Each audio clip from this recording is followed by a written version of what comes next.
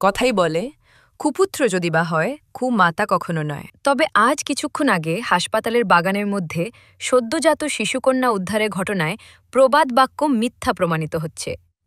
কিন্তু কিভাবে?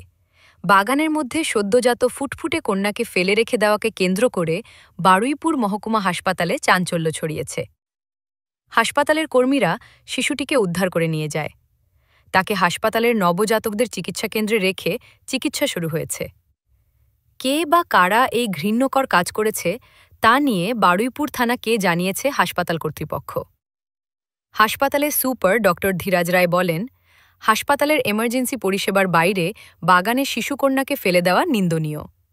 তবে শিশুকন্যাটি স্বাভাবিক ও সুস্থ আছে। আমরা এই ব্যাপারে ঊর্ধ্বতন কর্তৃপক্ষকে জানিয়েছি।